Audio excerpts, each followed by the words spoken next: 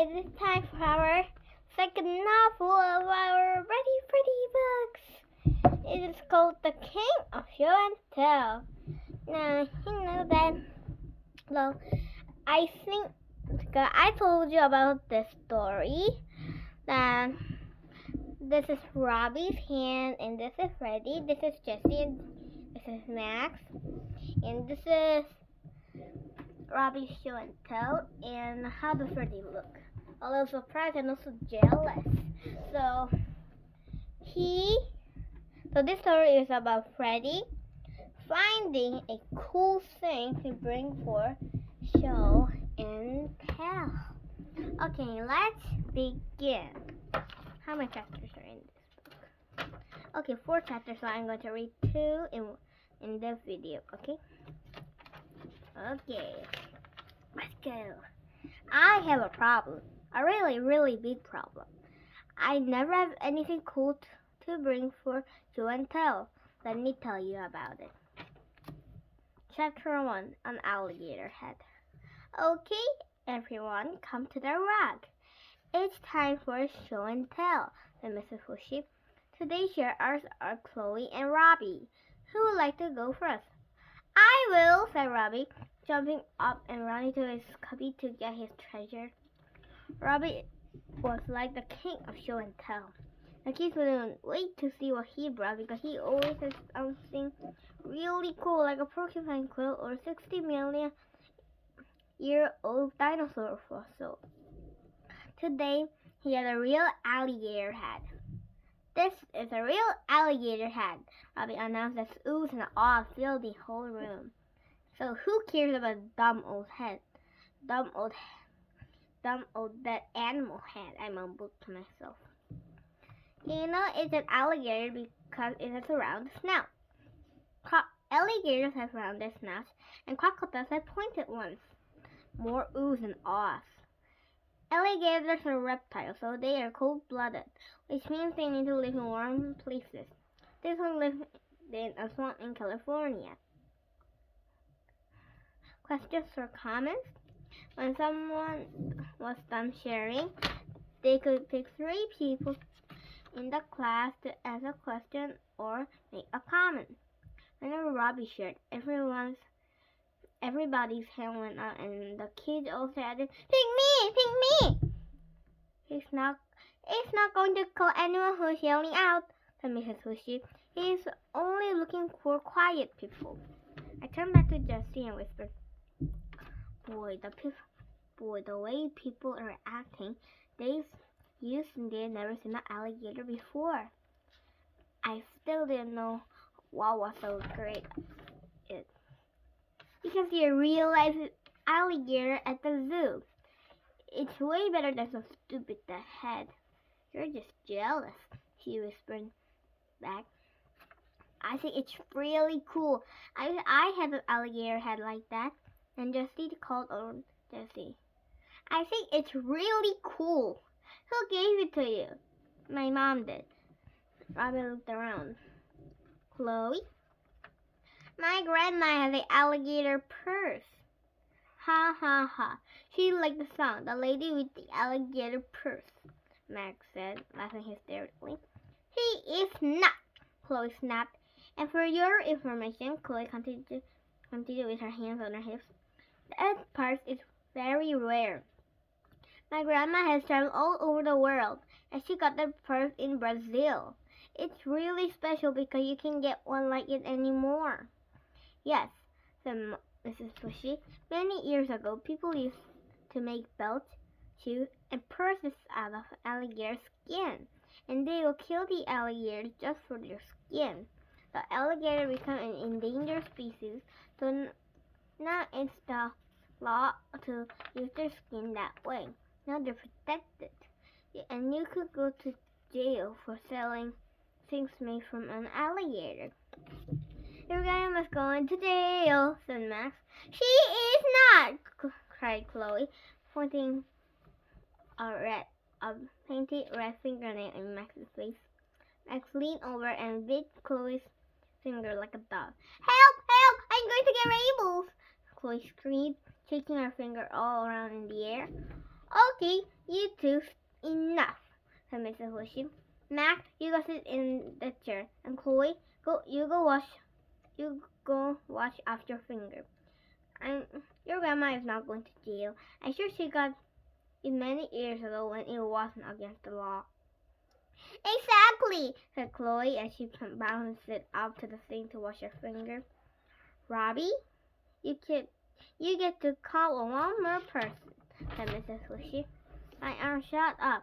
Maybe if I knew where he got it, I could beg my mom to go there and get me something really cool for my sharing. Freddie, where'd your mom get it? My mom got it for me last week when she went on a business trip to New York, Robbie said, shoving the alligator head in my face. You know she's a paleontologist. The Museum of Natural History needed her to identify some dinosaur bones while she was there. One of the scientists gave her this alligator head as a present for me. New York? I grumbled under my breath. So much for that idea. Thank you, Robbie, said Mrs. Wishy, smiling. You always bring such interesting things for show and tell. Okay, Chloe, it's your turn. Do you need to get anything out of your cubby? No, Mrs. Wishy, I have it right here in this bag, Chloe said as she sat down in the front of the class and crossed her legs like some fancy lady. She pulled the package out of the bag and carefully unwrapped a pair of pink ballet slippers with satin ribbons. These are my new ballet slippers my grandma got for me in France. They cost 300 francs, and only special ballerinas get to wear them. Whoop-dee-doo, I whispered. Those are lame, Max yelled out. Max, that is rude, said Mrs. Wishy. If you don't have anything nice to say, keep your mouth shut. Besides, Chloe continued, I am not done yet. As I was saying, you can get this in any old store. My grandma bought it all the way from France. They are real satin ribbons, and they are kind the prima ballerina wear. Now I'm ready for questions or comments. A lot of kids raised their hands. She called on Jessie first. Jessie, you are so lucky that you have such rich grandma. I know, Chloe said, smiling. She called on me next. Freddie, what is rank? Oh, that's what they call money in France. I get to call on one more person. Robbie, why was your grandma in France? For a vacation. She has another house there. It's really big. It's really big, like a castle in a fairy tale. Well, thank you, Chloe, said Mrs. Wishy. The slippers are very beautiful. Now let's see the Monday heroes are. Freddie and Jessie. It will be your turn on Monday. Great, I didn't have anything good to bring in. I had already shared everything from my shark collection. Nothing I ever brought would be cool as all the stuff Robbie and Chloe brought in. Nothing. Chapter 2. For the birds. After school, Robbie and I got on the bus. He was coming over to my house to play. Hey, watch where you're sitting. You almost sat on my head. What are you talking about? Your head's up there and your butt's going down here. I was pointing to the seat. My alligator head. It's in the bag. You're just about to sit on it. Oh, that dumb head. Sorry, I said as I moved the bed to the side. You know, Robbie, you're so lucky your mom brings you all the cool stuff when she goes to New York for her job. Yeah, I know. I have something really cool to bring in for sharing. Hey, what do you think we should we should do when we get to your house? Robbie asked, changing the subject. I don't know. Hey, let's go out to your treehouse and check on the birds. What birds? Jessie asked. Oh, there's a family of birds that build a nest in a branch right outside my treehouse. There's a mom and 3 babies. How cute! Yeah, the mom always brings the baby worm to eat.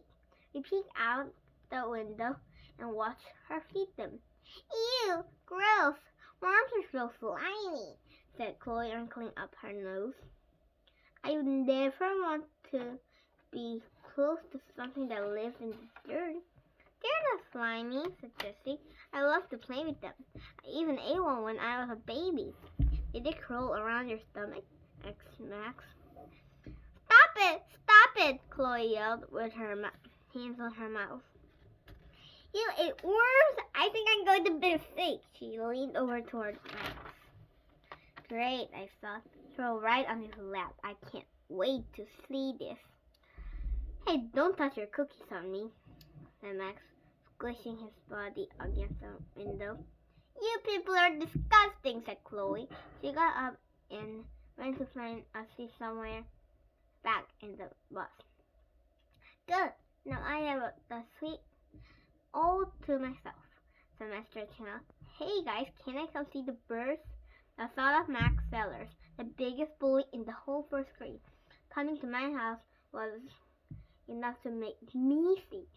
All I could think was the punch he had given me right in the gut once before. That was in the last novel. That was something I never wanted to experience firsthand again. I had to think fast. I don't think so. My mom doesn't like me there's too many kids over at a time. But I thought it was just going to be you and Robbie. Yeah, it is, but my sister has a friend coming too. So maybe some other time. Like that will never happen. I thought to myself, that kid was so mean. It was bad enough he teased me all day at school. I wasn't about to invite him to my house. Besides, I could just imagine him wanting to pick one of the birds and squeezing it to death. Luckily, just then the bus stopped in front of my house. Well, gotta go. Here's my stop. Come on, Robbie. When we got out, Robbie grabbed me by the arm. Hey, do you mean it? Mean what? That you have Max Sellers come over to your house one time? What? Are you crazy? Come on, let's go check on the birds. Chapter 3. Oh, no. Robbie and I dropped our backpacks off in my room and raced outside. We climbed up the ladder to my treehouse and looked out the window. Oh no, I cried. The nest is empty. What? Said Robbie, pushing me to the side. How can that be? Those baby birds weren't old enough to fly. I guess they were. What a bummer. I was having fun watching them. Just then, I got a sick feeling in my stomach. You don't think the neighbor's cat got them? I asked Robbie. I sure hope not. We'd better do some investigating and find out. Robbie always wanted to do a little investigating. He pulled out his magnifying glass out of his pockets and climbed down the ladder. What are you looking for? I asked as I followed him down. Clues. What kind of clues? Cat and bird clues, Robbie said with his nose on the ground. Like what? Hello? Maybe like feathers and some bones? Yuck! I said. Well, you didn't think the pet and the bird were going to play together, did ya? I was about to answer when I saw it lying on the ground. In fact, I almost stepped on it. Robbie, look! So that is the end of our first video of our new book, The King of Show and Tell. Okay, so I'll see you later. Okay, so chapter 4 is called Look What I Found. What do you think he found? So I really like for you to answer what I just said. How would you think? What do you think Freddy found? Okay, then see you later with chapter 4, 5, 6, and maybe 7. Bye!